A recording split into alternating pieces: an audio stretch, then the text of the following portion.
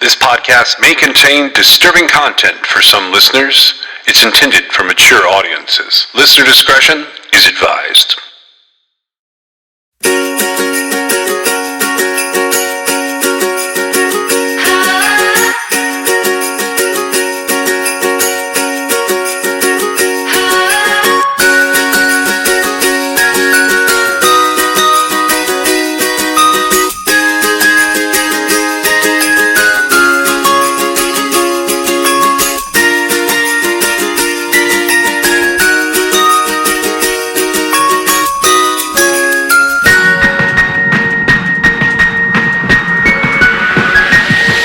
We wish you a Merry Christmas.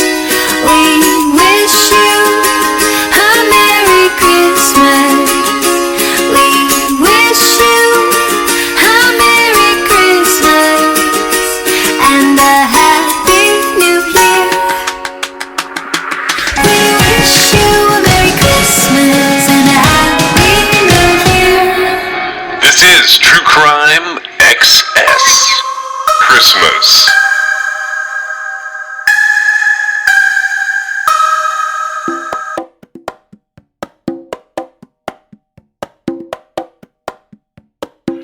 As we continue our fugitives, I felt like we needed to have, because a lot of the people that end up being the most wanted, I wanted to find some cases where maybe somebody wasn't necessarily worthy of being most wanted. This guy's definitely been a fugitive. And I don't think that a lot of people understood him. This is certainly one of the saddest cases that I've ever come across. So I will go ahead and warn people of that, primarily because the way that he gets into the system, which is very circular, I don't feel like it's necessarily I don't think he got a fair shake. This guy's name is Mark DeFriest. He was born August 18th, 1960 in Tallahassee, Florida. He was very close to his father growing up, and he was known to be a savant. And a savant is a condition where someone may have significant mental disabilities, but they could do something else amazing. And what Mark was known for was he could build and fix just about anything. At the age of 6, his family recalled that he would disassemble and reassemble watches and small engines. He was constantly devising elaborate sort of science experiments. And he's even commented in a documentary about him that he blew himself up a few times. As he got older, his mechanical knowledge was rapidly increasing and becoming very astute, but his psychological well-being was getting worse. Now, his father and he had a mechanical connection, according to filmmaker Gabriel London. And his father had served in World War II with the OSS.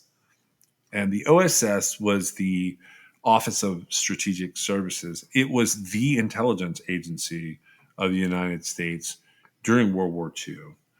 It had been formed by the Joint Chiefs of Staff to coordinate espionage activities, specifically behind enemy lines.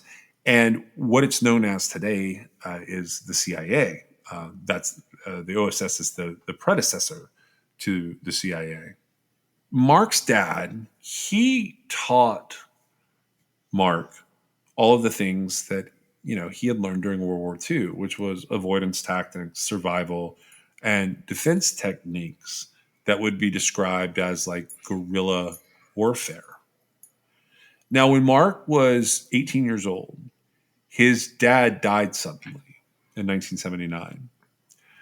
In his will, Mark's dad left him all of his tools. So all of the things that, Mark had learned to use for his experiments and his his building and his understanding of things. The very first time that Mark is arrested, it's because he went to his dad's house and collected all of the tools. His stepmother called the police, and when the police came for Mark, he panicked and he ran. He took a firearm from the house with him. Now, he never used it, he never pulled it out, he just had it with him. But for this alleged theft, because technically the tools had not gone through the probate process with his dad's estate, Mark ends up sentenced to 4 years in prison from the time he's 18 to the time he's 23. He's in prison. So he's awaiting trial and then he's in prison. There were some questions, although not like real specific legal motions, about Mark's legal competence. He had always behaved erratically. He was reported as being highly intelligent and lacking in social skills.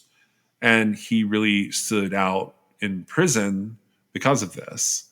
He had an outsider or a loner mentality, and he basically attempted to escape every facility that ever tried to keep him.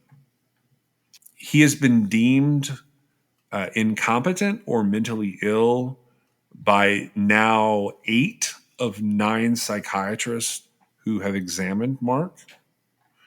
The one psychiatrist who dissented or didn't agree with the idea was Dr. Robert Berland.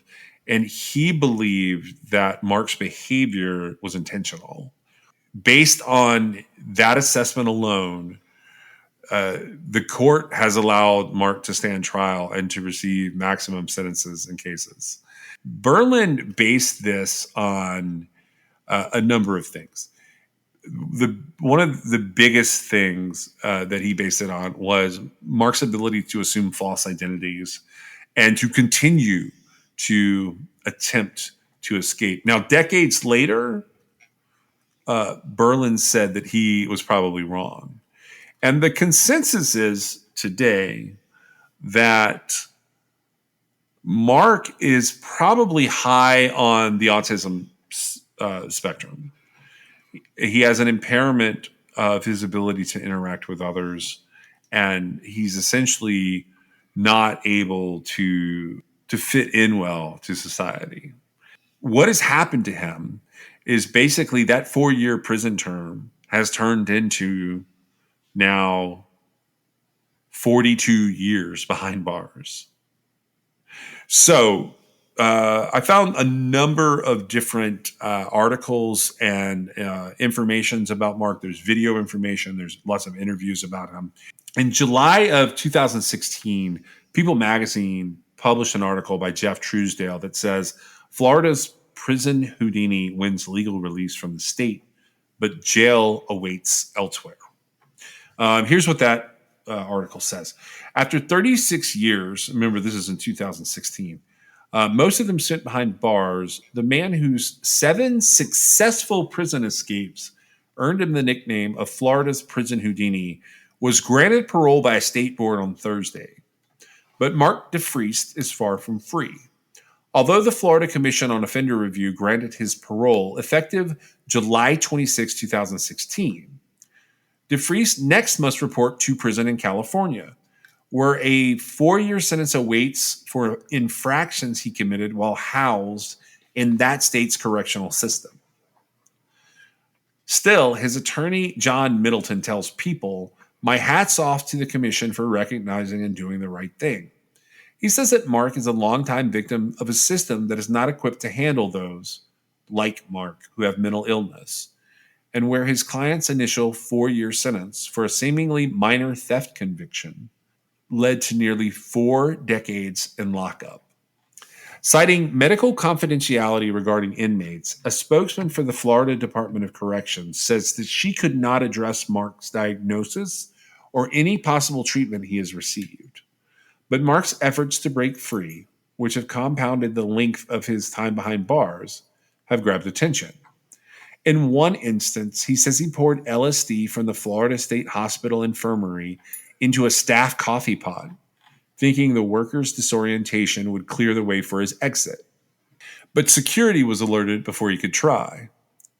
This is according to the New York Times.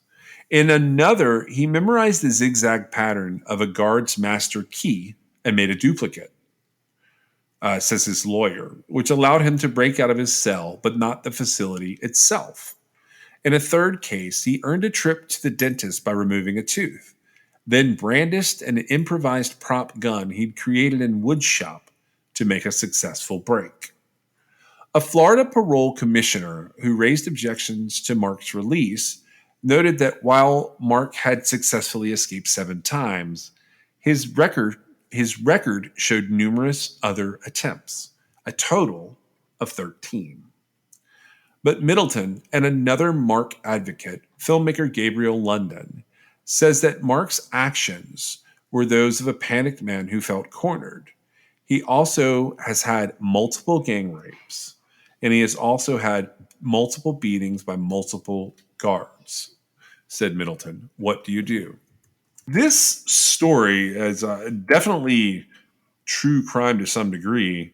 What do you think about somebody being convicted of theft of stealing tools that he's been left in a will? Well, I never thought. So this all starts because of that, right? Correct. And so this is something that could have been worked out outside of a criminal courtroom, in my opinion. It should have been worked out outside of a criminal courtroom because you have to keep in mind. So he gets sentenced for that, right? Right. And the length of his sentence, the reason it gets so long is because of the things he's doing while he's confined, right? No. It's because of what he does on the outside. What? So his sentence keeps getting extended because of what he does when he escapes. Well, it's the escape, though, right? I mean, the escapes themselves add a little bit. So his Really? first. Well, okay, go ahead. Okay. So his first escape, he gets out of the Florida State Hospital in Chattahoochee. That's his first attempt. But he does end up being able to scale the facility's wall. Once he gets over the fence, he hotwires a car. And several days later, he's recaptured and sent to the Bay County Jail. What he gets in trouble with there is hotwiring the car. And this is the one where he put LSD in the staff's coffee. So that becomes another part of it. When he's stealing the car, he gets a grand theft for stealing the car. Okay. And one of the later escapes, he actually ends up stealing a gun. And according to the Florida Weekly, he then, once he steals the gun, he uses the gun to steal another car to get away, and he gets charged with armed robbery and grand theft auto. So those charges keep adding up. Like, he is sentenced for the escapes and the escape attempts, but it's these other charges that he keeps getting hit with that they cause him to keep staying in jail for that first offense. Okay, and so I just want to make sure I'm clear. He never committed a violent crime, right? Not other. Well, I mean, armed robbery is technically a violent crime, but no. I don't know the context of that. I don't know like what actually occurred. Do you? Because so you've got to keep this in mind. So of course, like every single true crime story out there, this has a narrative, right? Correct. And the narrative begins with the fact that he goes to prison for 4 years because he took tools that his dad left him and they hadn't gone through probate. Okay, so that's how it starts, right? And so, in that case, that should not have been a criminal issue at all. I don't know how it got to the point where it was. And so having that under the belt of the narrative, you have to wonder like what each of these things is, right? Like, so how much of an attempted robbery was it? Or So, was he actually charged with armed robbery or just attempted? Oh wait, I'm which sorry. one? Was he charged with armed robbery? Related to the very first thing? Any of it? So, what they get him for, he gets a felony grand theft. And then, because he's in possession of a firearm, he gets possession of a firearm by a felon. So, the felony grand theft was for more than 300, less than $20,000. This is tools. He gets a 4-year sentence for that in 1980.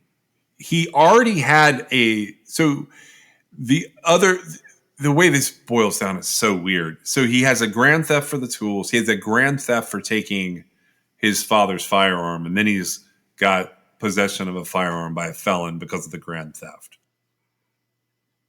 They're separate incidents, but it's not good. So he hasn't committed a violent crime, though. Well, I'll run down the list for you. So those are all between 1978 and 1980.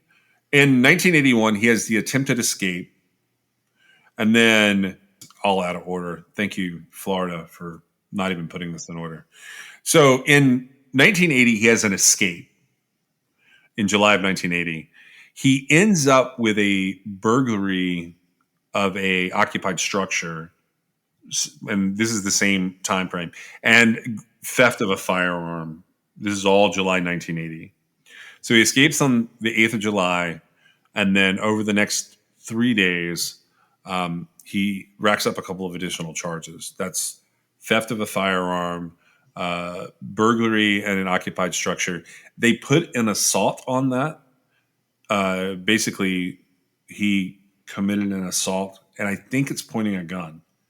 I can't tell you that for sure, but I do know that that's the 45-year sentence. The assault with a gun? The burglary with an assault of an occupied structure is how it's a terrible way to put that charge, but it's classified as a nighttime burglary, and he stole a firearm at the same time. When he did that, that's the sentence that is 45 years. Everything else is not. I thought he got a life sentence because he pled it out. I'm getting there. Okay. It gets way weirder. While he's out on the July 1980 escape, he racks up possession of cocaine, possession of paraphernalia, and possession of marijuana charges. He also has an earlier charge come back up where they hit him for carrying a concealed firearm.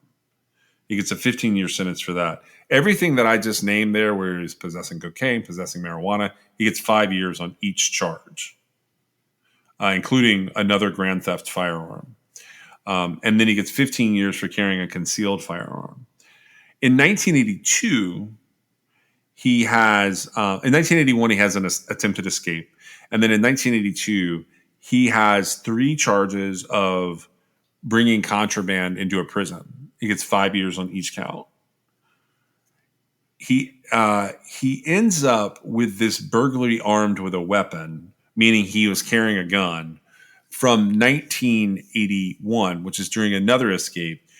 And for that, he gets the pleasure of having a 49-year sentence added on. It's very complicated to understand like how they're stacking his sentences. The gist of it is he takes a plea deal, and that plea deal is essentially life with parole so far away it may as well not be parole. His story, as like people tell it, it's not super interesting. He like makes a zip gun out of a toothpaste tube, like basically a modified weapon. He's actually spent 27 years total in solitary confinement. He says the bulk of the abuse that he has endured was at the Florida State Prison. He was transferred there in 1982. There is a warden named Ron McAndrew who served as a warden from 1996 to 1998, and he described this particular prison in northern Florida as ungovernable. And he said the situations were essentially squads composed of correctional officers roaming the cell blocks, beating and degrading the prisoners with impunity, and then turning a blind eye to violence between the inmates. That was the Because warden saying that? yeah, Ron McAndrews Well, said why that. didn't he take control of that situation? He couldn't. He tried and failed. He didn't have control of his employees. Eventually, that situation is rectified by the powers that be in the Florida state government getting involved. Mark is described as a loner. He doesn't align with any of the prison gangs that might protect him. And when, he's made himself vulnerable by doing that. Now, their prison solitary confinement had an escape-proof cell in it. And this is the one where he was the only nonviolent inmate held there. He didn't have any books. He didn't have any magazines. He didn't have any radio. He didn't have any TV. He didn't have any windows. He didn't have any sunlight. He didn't have any water. He didn't have even any toiletries. He has had over 300 disciplinary reports filed against him. Well, I just want to take the opportunity to point this out. Okay, so at 18 or 19, however old he was, when his father died and he got charged with stealing the tools that were left to him, he gets a 4-year sentence on something I feel like could have been settled not in criminal court. Okay. Yeah, it wasn't a criminal matter ultimately. I don't feel like it was. It was made a criminal matter. I don't know who made it a criminal matter. The stepmom basically was the one who instigated that. Well, she at least called the police, right? We don't Correct. know, but somebody instead of trying to mediate this out, right? Yeah. It went I don't know if it went straight to it was a crime, right? I don't know what happened because it's just the narrative now. However, okay, so he hadn't really committed a crime at that point, and he gets put in jail. Right. Okay. And that's where it all goes wrong, because I realize that, yes, he's escaped. Yes, when he escapes, he does things like steal vehicles, and, he's got all these other issues happening. But how do we really expect a 19-year-old to respond when they've been put in jail for a non-crime? I don't know how they're supposed to respond. I mean, this is pretty. I feel like he's responded actually pretty well, right? He, on top of losing his father, he goes to retrieve what's his. And those tools had to have meant a lot to him, right? Yeah. Because of the nature, the way that the whole story is set up, they work together, all that stuff. And so, I don't know that his stepmother had bad intentions, or if she really just didn't want to deal with it, or, if she wanted him prosecuted, but there was a certain amount of emotional damage being done here, right, to this kid, and it just got compounded, right? Yeah. And that's literally the story of this guy's life, is just compounding damage to somebody that was already damaged. And he never should have gone to jail in the first place unless there's information about what happened that I don't understand. No, it's not. I've gone through all the petitions. I've gone through all the motions. I've gone through all the court records I could get my hands on. The gist of it is this. He just happens to go into prison at a time where it's particularly violent. And that's where I was headed with this disciplinary report thing. Racking up all these reports, he's not committing violence. It's for possessing contraband. It's for making his own alcohol. It's for keeping a weapon that is defensive that he never really ends up using. The few weapons he's had in his hands as far as firearms go, he has pointed them at people, but he hasn't used them on people. He's never really been accused of hurting people. He's engaging in what is rule breaking that's sort of in line with someone who has probably Asperger's is what my guess would be. I know they said autism spectrum, but I'm picturing If he's described as a savant, then Asperger's would certainly explain a lot of the social issues that he's got Well, going on. So it's even basically alleged that a lot of those disciplinary reports are guards that don't like him, designed to keep him in solitary or just keep him in jail. Now, if he was a problem child and stepmom had been around for the problem child period, even if he's a teenager, that's like if he's a that level of savant and he can appear erratic and he could appear dangerous. I put that in big air quotes, but you know what I'm saying? Like he could look crazy or whatever word you want to use. He could maybe look violent. He's probably not. He's just loud and probably obnoxious and probably off-putting. off-putting. That's a good way. I feel like a lot of people are off-put by him. Yes. And that, so I know people like this. There's a side of me that has a little bit of off-puttingness to it. Generally speaking, when you look at how this all goes down, he really has been kept in the prison system just to keep him in the prison system. Now, What it go seems ahead. like. It's what it Yeah, seems like. And, I think a lot of the behavior that he exhibited with those disciplinary reports, which it's basically just like where you get in trouble while you're an inmate, right? That's what yeah, that is. And it's a write up.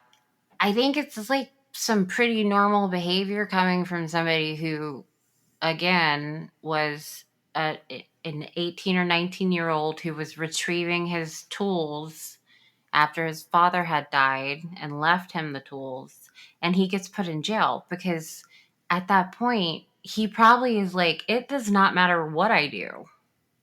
yeah. So here's a petition. This is from his wife, Bonnie DeFries. He met her through a pen pal agency years ago. So this is something she put up. It's a change.org petition. I don't know the time or date of this petition. It looks Well, like it's at least 9 or 10 years ago. well, you know that he got out, right? Yeah, that's part of the story that we're telling in order. All right. So this is what she says. I'm amazed that he's married, by the way. Honorable commissioners, with all my heart, I pray that you will see the wisdom in finally granting my nonviolent and aging inmate husband his freedom by paroling him from the Florida prison system. Thus far, the Parole Commission has repeatedly added additional years to his original parole date, punishing him for nonviolent misbehavior such as disobeying orders and the possession of contraband. Today, his projected parole release date is 2085, at which time he would be 127 years old. So let's understand how we got here, why he has misbehaved, and work together for a more just outcome. For over 35 and a half years in prison, Mark has suffered inconceivable torment, from frequent beatings and repeated rapes to long-term solitary confinement. Looking back to where it all began, it was all preventable. From a very young age, Mark had an incredible mechanical gift, but struggled in relationships with people.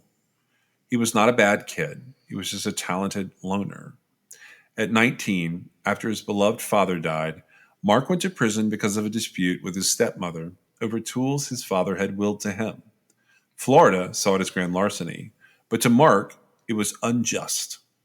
He made the mistake of acting on that feeling. Mark escaped 7 times from 4 different institutions in less than 2 years, earning the name Houdini and the hatred of Florida officials. During this time, 4 out of 5 psychiatrists ruled Mark was incompetent to be sentenced to prison. Something was clearly wrong. But when one psychiatrist said Mark was faking mental illness, a judge then allowed him to plead guilty. Mark has been in prison ever since. Parole eligible, but never paroled because of behavior related to mental illness. The once wild and talented kid is now a talented and long-suffering man who endures frequent mental and physical abuse in a system that cannot tolerate a free-spirited, nonconformist man's belief that he does not belong in prison. Mark has never been given a jury trial, and 27 years of his 35 and a half years prison time has been spent in maximum security isolation. In effect, he's been given a life sentence for a youthful nonviolent mistake and misbehavior related to mental problems. No one should see any justice in this. This is only unyielding punishment coming from a system that refuses to acknowledge a different approach. Mark, who is now 54 years old, finally has hope in a facility that offers some rehab.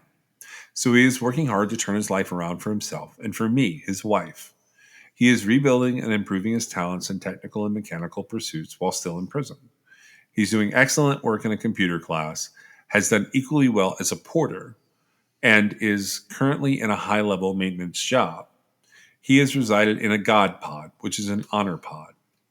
He previously earned his GED, and upon his release from prison will update that and enroll in a community college to earn his AAS degree in computer science. Mark has never been a threat to anyone on the outside. He has Asperger's syndrome traits, but is emotional and caring in his own way. He is an intelligent and highly skilled worker capable of making a living on the outside. With help and support from the system and all of us on the outside, he can and will become a productive citizen once again. Commissioners, please hear our message. Mark has improved his behavior remarkably over the last 4 years. So please work with us to create a fair and humane pathway to freedom for Mark. There is simply no sensible reason to keep my husband incarcerated any longer. Many others agree, as confirmed by their signatures on this petition. Therefore, I ask your heartfelt consideration in this matter and sincerely thank you for your merciful decision in Mark's and my favor, Mrs. Bonnie DeFriest. Then there's an update that Mark was granted a parole hearing. And a couple of different weird updates. He was bitten by a black widow spider at one point. It made him very sick. And there's lots of comments on here. All the comments are 8 or 9 years old, which sort of goes to what you were just mentioning. He was granted parole and released on the 5th of February of 2019. 10 days later, he was rearrested. Crazy, right? Well, so initially, it was like this unprecedented thing when I'm not sure exactly what it's called, the Florida Parole Commission or whatever. Yeah. They reduced, it was unprecedented. They reduced his potential release date from 2085 to March 2015. Yes. But when March 2015 came around, he had these charges that were outstanding that they didn't consider.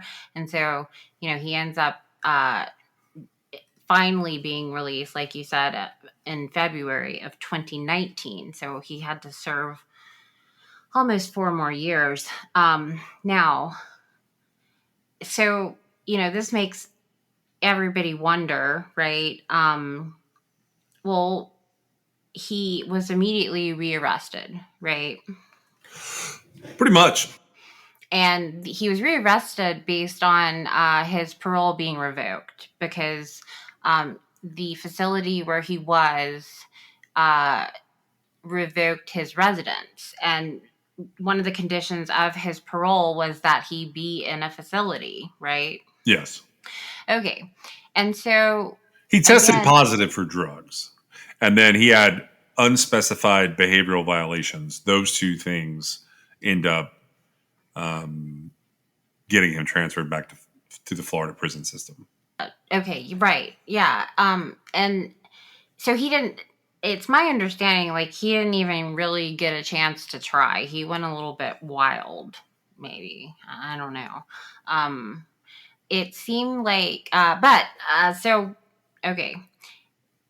It makes you wonder all this effort that was put into getting him out, right? And then he gets basically put right back in. And it was a series of things that happened.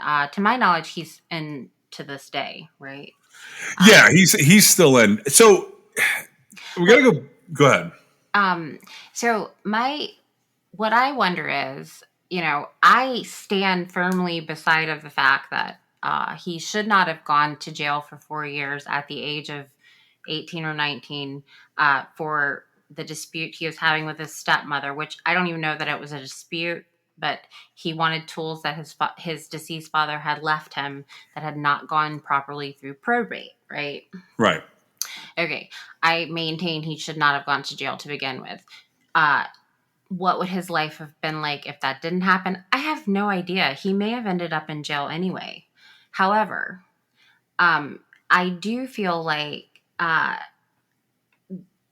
the outcome here is never going to be the standard sufficiency of what you expect from a criminal when they get released. Okay, because that's not what happened here, right? This isn't an offender who did something to actually be punished for to begin with, right? And so at the end of it all those things that, were crimes that he committed were just, they were in response to having been locked up for no reason to begin with, right? Yeah. Now, how does that pan out? Well, I feel like there's no hope for this guy because of everything that's transpired. I mean, obviously, the parole board's not going to give him parole again. It doesn't matter all the little tiny things that happened in the meantime.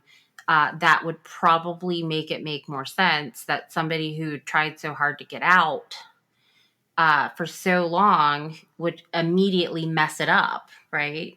Yeah. Well, I don't know that it's ever going to be accurately reflected what really happened there, right? Because it just sounds really bad. well, so one of the things that happens to DeFries along the way, and this is like pretty par for the course, is in 1999, and this is one of the things he got sort of rearrested for as he was paroled. He ends up in the California prison system. So how do you get to the California prison system from the Florida prison system? And in this case, what happened was Mark was present for a crazy thing back in July of 1999. He actually witnessed a death row inmate named Frankie Valdez being murdered by correctional officers. So Valdez was serving a death sentence for the 1987 shooting of a correctional guard named Fred Griffiths. So Valdez was actually on the outside and was attempting to assist an inmate escape. And another inmate named William Von Pock, he was actually sentenced to death for his role in Griffiths' murder. And he was executed on June 12th of 2013, so 14 years after this. The incident here that we're talking about is literally like across the hall from where, for no good reason, Mark DeFries just happens to be standing. Now, this is the morning of July 17th, 1999, in the X-Wing area of the Florida State Prison. Inmates stated that the correctional officers, they go into Frankie Valdez's cell. 9 of them go into the cell carrying stun guns. And they beat him to death. And the inmates, after the fact, stated that the correctional officers placed his body in a hallway. They bleached and washed his entire cell. And then they placed his body in another cell. And long after the fact, they called 911. The autopsy of Frankie Valdez showed boot prints in his skin. He had broken ribs. He was pronounced dead at the Shands Hospital in Stark, Florida, which is in Bradford County. And the Florida Department of Law Enforcement opened an investigation. Now, what the story is from the prison is that Valdez committed suicide by diving off of his bunk and then hit the bars of his cell. But the FTLE did not believe that because of the boot prints. They ruled that he died due to a beating. And the 9 officers who were suspended from their jobs refused to talk. So the FBI gets involved in the FDLE investigation. And on February 3rd, 2000, Captain Timothy Alvin Thornton, Sergeant Charles Austin Brown, and Sergeant Jason Patrick, or JP Griffiths, same last name as Fred, the gentleman who was killed, and Sergeant Robert William Sauls were indicted by an Alachua County grand jury. The charges were second-degree murder, official corruption, battery on an inmate, and aggravated battery. There were 5 other guards who had charges. There was one defendant who was acquitted in 2000. In 2002, Thornton, Griffiths, and Brown are all acquitted. And the jury giving the verdict on that was 5 men and 1 woman down in Florida. And then Bill Cervoni, who was the Florida State's attorney at the time, he dropped all the remaining charges in 2002. He argued the trial was problematic since it was in Bradford County, Florida, where other prisons were located, and he cited the previous acquittals. Now, Jason Griffiths had no relation to Fred Griffiths. He just had the same name. And he accused the trial of being politically motivated. So these guys basically get away with beating an inmate to death on death row. And Mark DeFries witnesses it. So the only thing they can think of is to move him out of Florida prison system over to California, where he gets in more trouble. Well, at least they didn't kill him. Yeah, this is true. At least they didn't kill him. There's an article by a guy named Bill Cornwell, and he is he's writing for the Florida Weekly as the Florida Weekly's correspondent for Palm Beach Florida Weekly, and you can find them at palmbeach.floridaweekly.com. He wrote up a July 9th, 2015, pretty long form article about Mark, and it opens and it says, if Kafka, Shakespeare, and John Grisham could breach time and space to forge an unlikely collaboration, they would be hard-pressed to fashion a character more representative of their literary archetypes than Mark DeFries, the mad mercurial master of mischief and misdirection, who was known as Florida's prison Houdini. Kafka would have understood the psychological torment of Mr. DeFries, who was initially cast into the maw of the legal system in 1979 at the age of 19 for stealing a set of tools that had been legally bequeathed to him by his late father. Shakespeare surely could have defined the tragedy of the man who possesses prodigious mechanical talents, which could have been put to productive use, but whose disordered mind compels him into a seemingly never-ending loop of self-defeating acts that have propelled him deeper into the abyss. And Mr. Grisham, of course, invariably loves a character who is abused by a callous and uncaring legal system.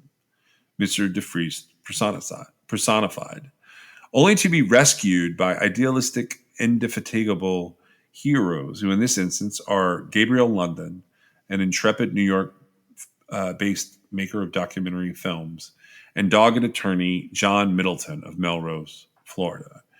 And it goes on to say basically everything else that we just said. I just thought that was an interesting description of him because you literally can't make this shit up.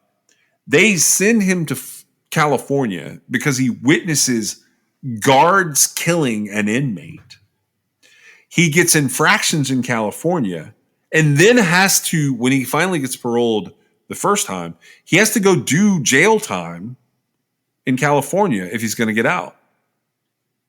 That's crazy.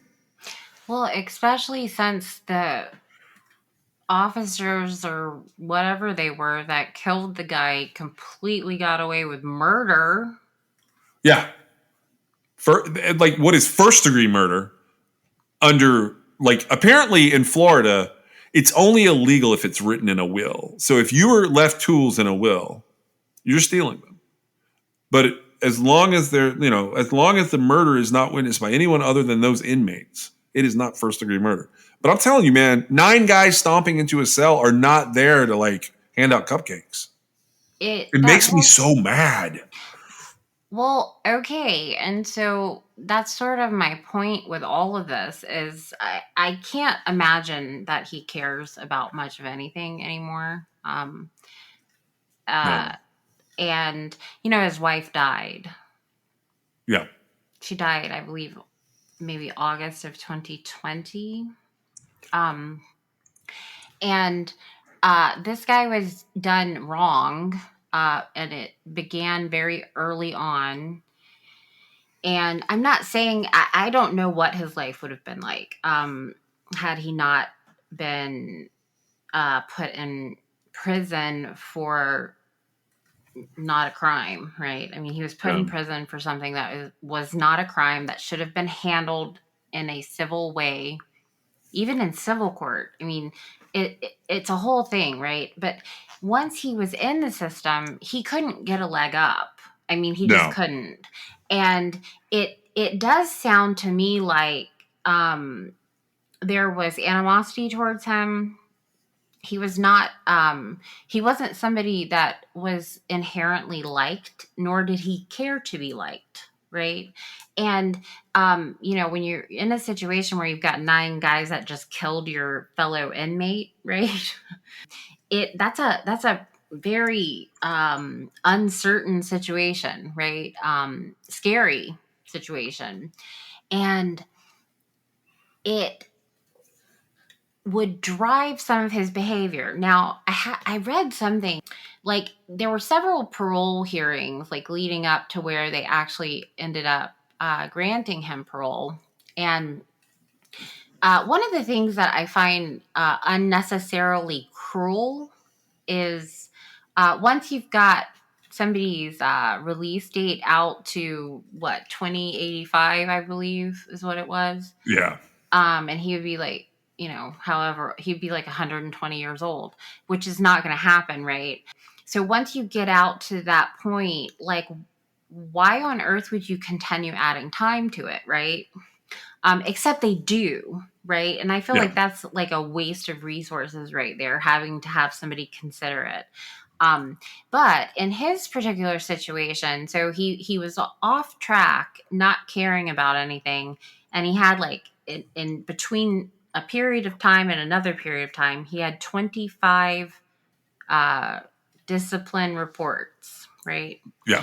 And then after he sort of got everything on track and they were making, I guess, the documentary, I don't know if somebody's wrote a book about it, maybe, but he had an attorney and some other advocates working with him, right? Yeah. And he goes back a couple years later or whatever the timing is, and he had 2. So he went from 25 to 2, right? And you've got this guy on the parole commission board that's saying, like, if he really wanted to, he would have none, right? Yeah. And I'm going, wait a second. This guy went from 25 to 2, and they weren't, like, what he was getting in trouble for wasn't hurting anybody, right? I don't know what it was, but I just remember thinking to myself, like, the whole system has it in for this guy, right? A little bit, yeah. And so that guy wanted to add more time onto his already ridiculous sentence. And ultimately, when he finally gets the granted the parole that's going to be in March of 2015, it's 2 women on the commission that decide, and there's a man there. I guess it's a panel of 3, and so there's a man who says, like, no, but the 2 went out, right? Because it's a majority thing. It doesn't have to be unanimous. And so and then it blew up in their face, except, and I feel like this could like backfire in my face, but like, I don't see what they expected to happen with this guy getting out like he did, right? Yeah.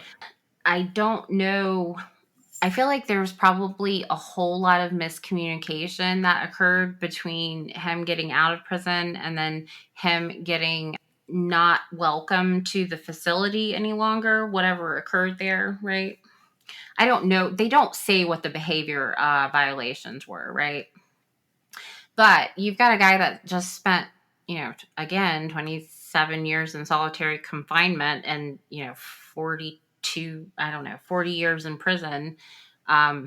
and who he didn't commit the crime he initially went to prison for, right? So how does a person like that act when they have this outspoken, uh, non people pleasing personality, right? I just, yeah, he's just a difficult person, is what I would call him. Right, but there's no crime in that. And so, if you don't know how to mind your P's and Q's and you're in a precarious situation to begin with, like nobody gives you a hand, right? Right. And so in this situation, he probably won't get another opportunity, but the system broke him. Okay. And now they don't want to take responsibility for them.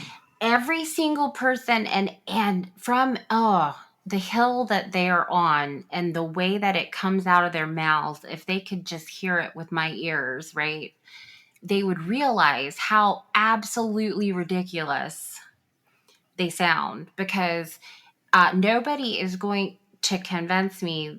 I mean, there could be other circumstances that convince me, but under the circumstances that have been laid out in this narrative, he never should have gone to prison to begin with for that crime. And we have no idea what else would have happened, right, if that didn't occur.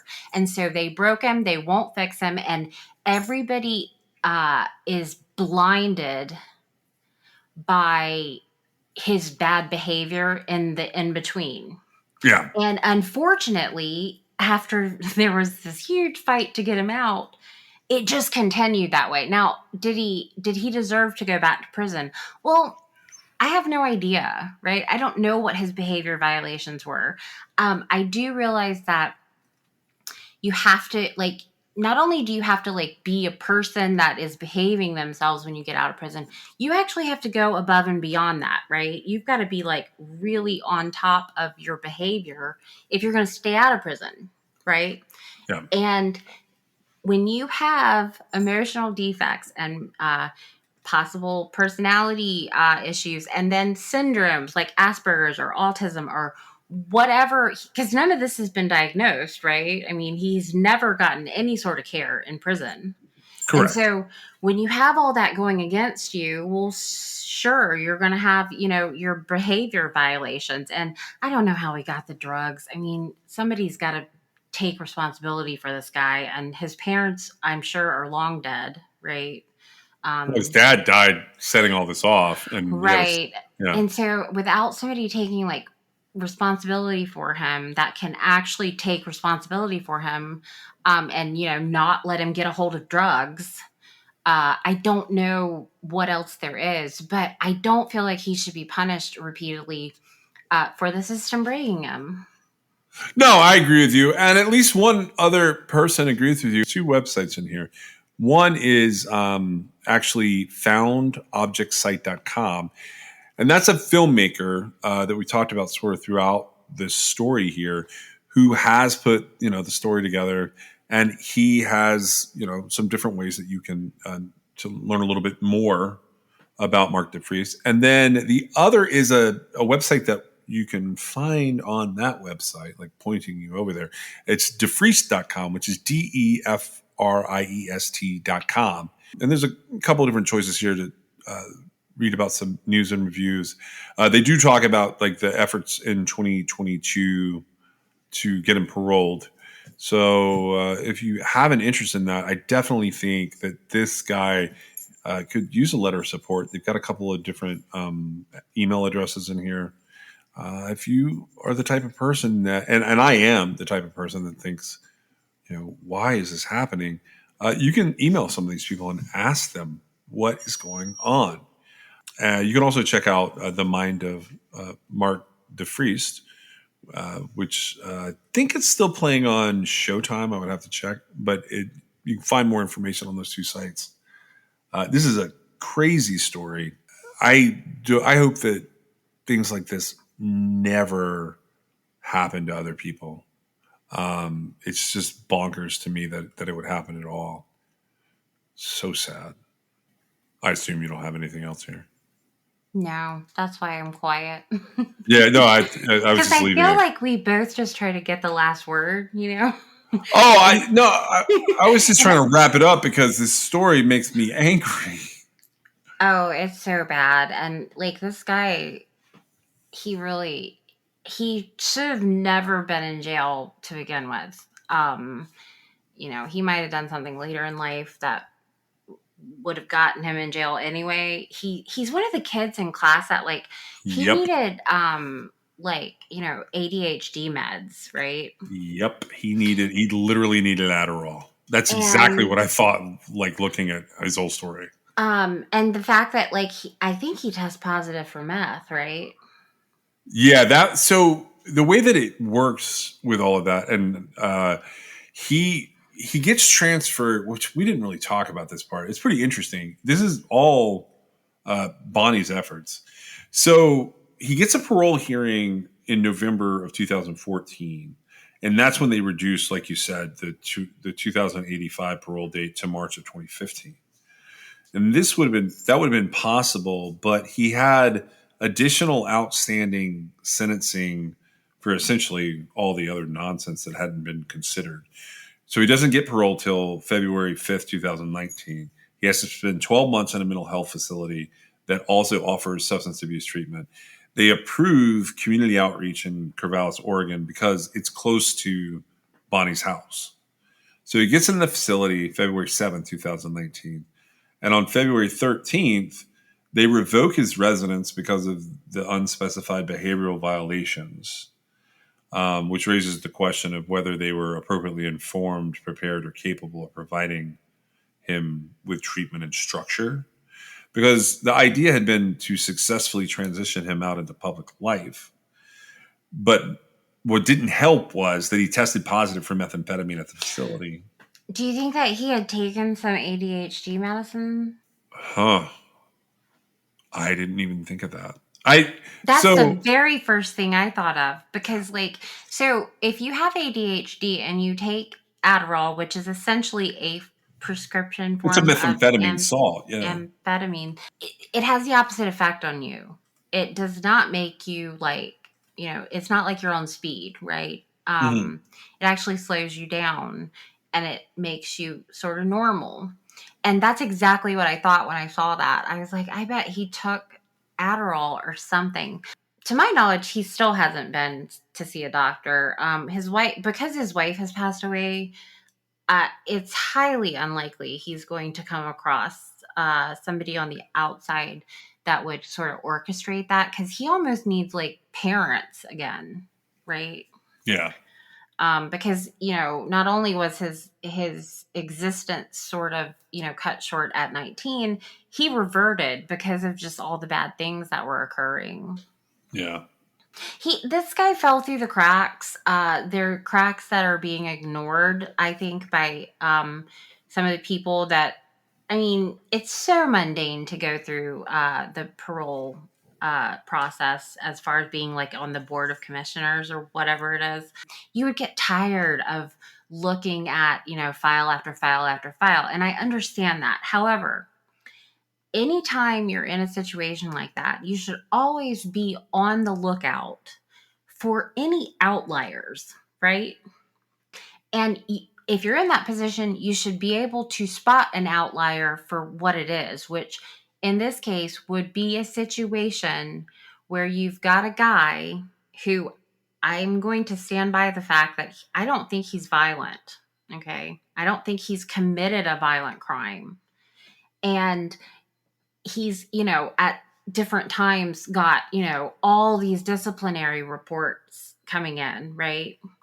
And then you've got a guy who started out in jail at 19 and, it's progressed to 40 years in prison, right? That's so crazy though. Well, it's an outlier though, and that those types of cases have to be looked at differently if you're going to treat prisoners as humans, right? If you're just going to, stamp, no on everything, that's fine too. I mean, if that's their prerogative. But this never should have occurred and he just everything failed this guy. And I can't say for sure how his life should have would have gone, right? I don't know. But I do know he shouldn't have gone to jail after his father's death for taking the tools that were his. That was wrong. And that's what started this whole path. I know it's from a long time ago, but I can't help but wonder what kind of prison, hospital, infirmary, pharmacy has LSD 25 that he could even use to dose the guards in the first place. This whole thing like has so much sunshine that like nobody's paying any attention to. Well, now I want to know if it's methamphetamine that they ended up like, or if it's related to ADHD. That would be weird. They did say that like they specifically said that he had displayed bipolar mania, whatever that like. I mean, it could be he's just bipolar and he's just really smart. Okay, but so he gets out of jail. He has to go to this facility. Before he even like gets in the facility, my understanding is he had done stuff that made them revoke his residency. There's questionable. It's what like it left everybody wondering like if everybody knew what they were getting themselves into here, right? They definitely did not send him to the right place, but they felt like because they had done it as it's his fault because it was close to Bonnie, basically. Which I don't even know how you rationalize that. Well, I don't think I feel like it was sold short, right? And there's no distinction, there's no chemical distinction between like Adderall and meth. Like you bringing that up like makes me have all sorts of questions. There is no like it would just show up, right? Yeah. And I don't know what was happening there. There's not a lot of additional information, and a lot of people gave up on this whole cause, right? I still think that society has a bit of a responsibility to repair or to at least attempt to repair the damage that was done here. I don't think it's going to happen. I don't know that there is any structure in place at this point that could actually help this guy because he's 60 years old now, right? 62? Is he 62? Something around there. I don't know his exact. I saw where. Let's see. So he's born in 1960. Yeah, so he's 62. Yeah, he's gonna be 62 years old. She was 80 something. No, she was 90 when she died. Was she 90? Okay. I saw where she was 30 years older than him. Well, right, because he needed a parent. Yeah. Yeah, and so wild. She did the best she could. I have a feeling she really wore herself out. You can. Some people need a cause, though. They do. I agree, but I don't know. I don't know what the solution to this is, but I do feel like everybody dismissing it is wrong. And everybody saying, well, he did get out, and then like he didn't even get a chance. And I don't know. I do think he was probably on. I think he was probably trying to normalize his thought process or something.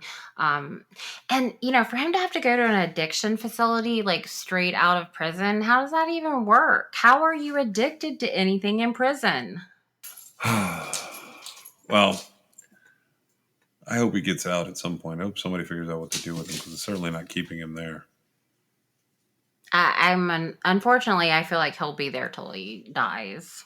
I saw where either his projected release or his possible parole date, like whatever they use down there, has been updated to 2038. That's the next time they'll consider. I don't see the system being able to rectify itself in this situation, and it's it's one of the saddest cases that I've ever seen because his entire life was wasted for no reason. Thank you for joining us. We are sponsored by LabbratiCreations.com. You can check them out at LabbratiCreations.com, and you can still use the code CRIMEXS for a fun pop pet portrait of your own pet. You can also reach us on Twitter, Instagram at TrueCrimeXS, or you can give us a call if you know anything about any of the cases that we're talking about at 252-365-5555. You can also reach us at Gmail at truecrimexs@gmail.com, and you can check out our website at www.truecrimexs.com. We'll see you next time.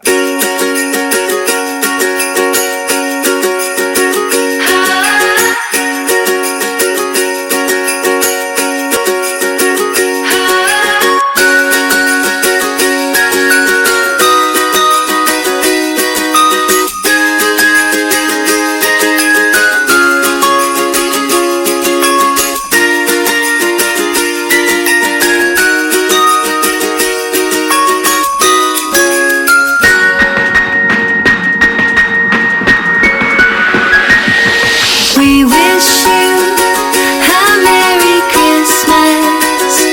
We wish you a Merry Christmas. We wish you a Merry Christmas and a Happy New Year. We wish you a Merry Christmas and a Happy New Year. This is True Crime XS. Christmas.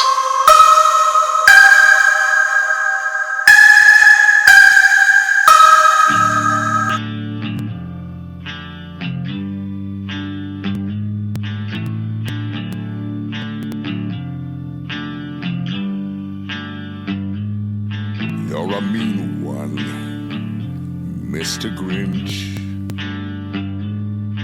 You really are a heel.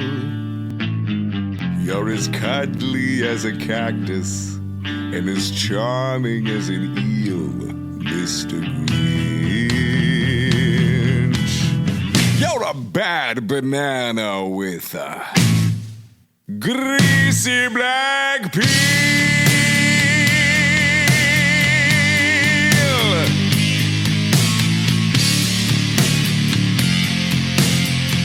Just face the music, you're a monster, Mr. Grinch. Your heart's an empty hole. Your brain is full of spiders. You got garlic in your soul, Mr. Grinch. I wouldn't touch you with a 39.5-foot pole.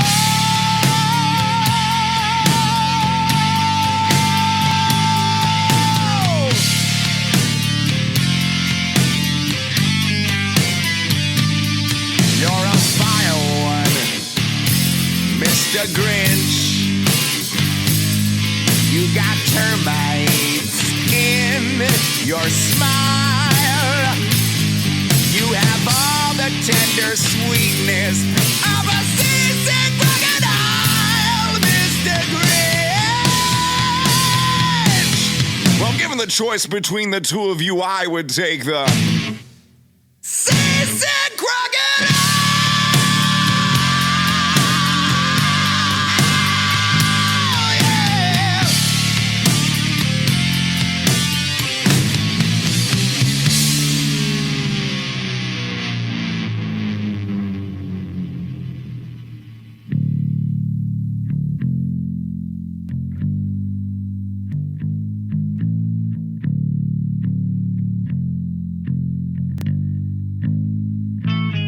You're a foul one, Mr. Grinch. You're a nasty, wasty skunk. Your heart is full of unwashed socks and your soul is full of gunk, Mr. Grinch. The three best words I would use to describe you are as follows, and I quote: Stag! Stag! Stag!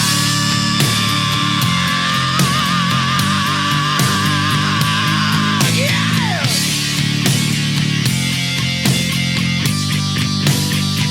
Oh, yeah, yeah!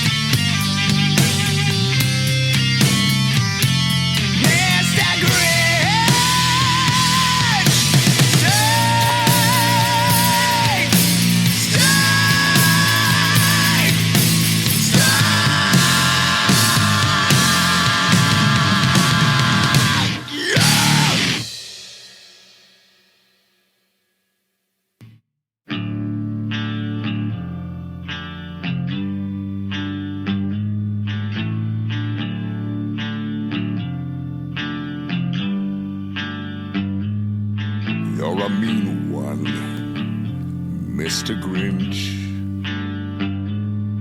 You really are